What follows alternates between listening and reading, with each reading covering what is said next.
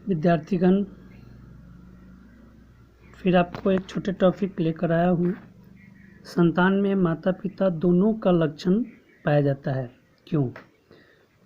कल पिछले चैप्टर में जो मैंने आप लोगों को बताया था, उसमें बताया था कि अगले वीडियो में आपको मिलेगा कि संतान में माता पिता दोनों के लक्षण पाए जाते हैं, क्यों होता है।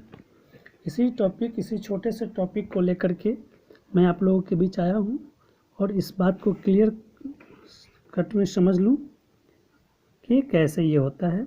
ध्यान देंगे, छोटी छोटी बातों पर ध्यान देंगे तो ये पूरे टॉपिक आपको बहुत अच्छी तरह से समझ में आ जाएगा। पिछले क्लास में संतति के बारे में आप लोगों को मैंने बताया था। संतति यानी कि संतान, और जनक के बारे में बताया था। जो जन्म देते हैं उन्हें जनक कहते हैं।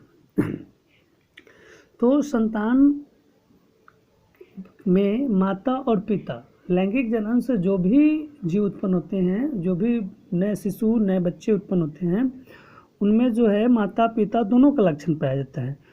तो इसमें मनुष्य में के बच्चों में अगर कोई लक्षण पाया जाता है तो वो क्रोमोसोम के कारण ही माता पिता के लक्षण बच्चों में पाए जाते हैं। माता पिता के गुण बच्चों में पाए जाते हैं। अब मोटे तौर पर जाने कि मनुष्य में 46 क्रोमोसोम होता है। ऐसे तो हर जीव में क्रोमोसोम की संख्या अलग अलग होती है और अर्धसूत्री विभाजन के बाद भी अलग अलग क्रोमोसोम भाग लेते हैं, है ना। तो क्योंकि संख्या के आधार पर उसका आधा क्रोमोसोम भाग लेता है, तो मनुष्य में 46 क्रोमोसोम होते हैं। मनुष्य में कितने क्रोमोसोम होते हैं? 46 क्रोमोसोम पाए जाते हैं। जब ये अर्धसूत्री विभाजन होता है तो इसमें मात्र 23 क्रोमोसोम ही भाग ले पाते हैं। तो 23 क्रोमोसोम मेल से और 23 क्रोमोसोम फीमेल से बच्चा में फिर आकर के 46 क्रोमोसोम पुर जाते हैं। अर्धसूत्री विभाजन के कारण एक जनक में से 23 ही क्रोमोसोम जो है भाग ले पाते हैं युग्मक में, है ना।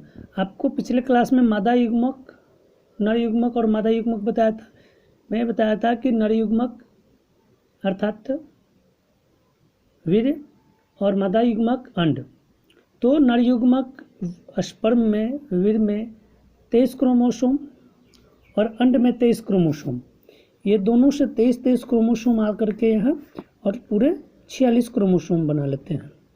जो नए संतति जन्म लेते हैं उसमें ये पूरे के पूरे 46 क्रोमोसोम पुर जाते हैं, जिससे नए संतति एक सामान्य रूप में कार्य करता है। तो नए संतति में पुनः 46, तो 23 जो अगर नर से आ गया, या अर्थात फादर से, और 23 मदर से, अर्थात, है ना। तो 23 गुण जो है पिता से और 23 गुण माता से मिला, तो ये टोटल 46 क्रोमोसोम हो गया।